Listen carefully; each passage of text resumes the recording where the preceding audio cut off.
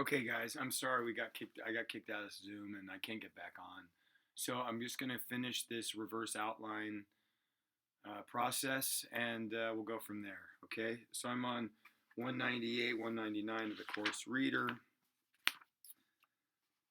We were going over the reverse outline of the Back to the Future essay on 199.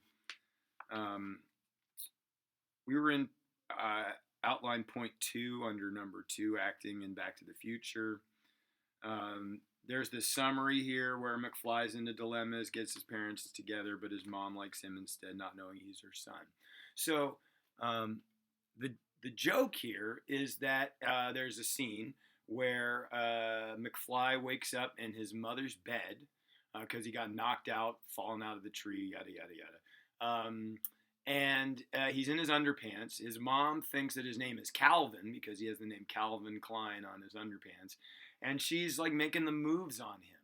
And what's funny is that he knows that that's his mom as a teenager, and so he's repulsed by her advances. And so there's a lot of physical comedy in this scene because as she's moving towards him, he's frighteningly moving away, and so on and so forth. So that would be the assertion to make here in this paragraph, that Michael J. Fox is acting his physical comedy as Marty McFly makes the movie enjoyable. Okay, and then you need the scene, so you would provide the scene. Let's look at what's next here.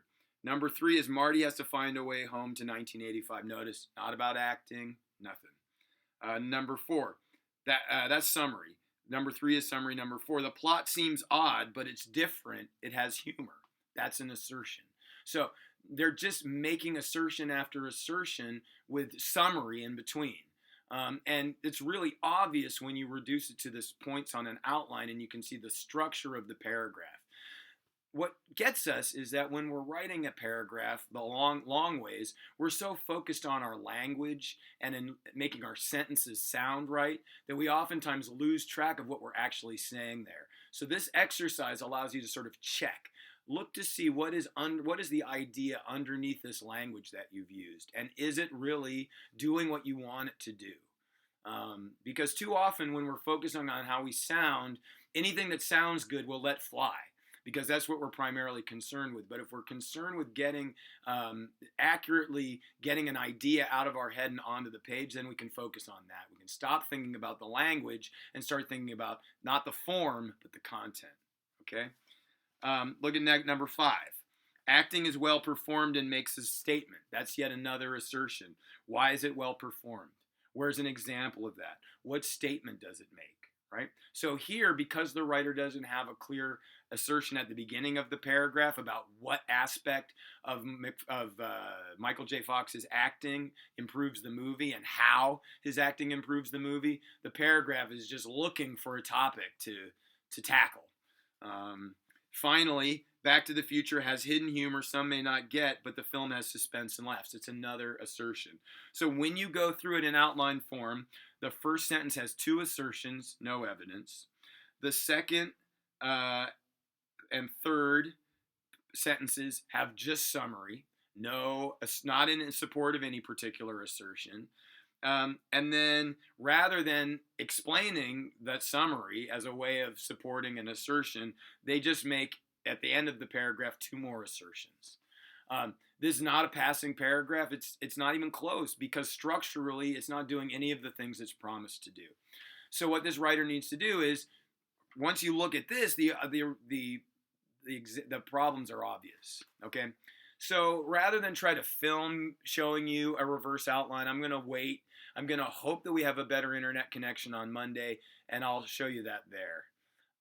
So now I want to show you the video I asked you to watch, but I don't think it's going to work on this. So let's call it a day. You've now done the reverse outlining. When we get back on Monday after a nice long weekend, we can watch the video. We can look at a couple examples of reverse outlines and go from there. My advice to you would be, don't start any revisions right now. It's very obvious that you need to finish your story or poem, so work on that. If you want to meet with me during office hours on Friday, I have extended office hours. I'd love to meet. I'm available. There's a sign-up sheet on iLearn, and there's a sign-up sheet in the emails I sent you. I will add an email link in the email that I will send announcing that this video is on YouTube whenever it's on YouTube. So if you have questions, you can email them to me. We can meet during an office hour and go over an essay or two. I still have about 10 114 essays to grade before I can even tackle your 214 5-paragraph essays. So it's going to be probably at least a week before you get those back. And that's okay. You can finish your story or poem, and then you can work on the technology essay. The idea is I'm going to give you lots of feedback so you know what you need to do. All right.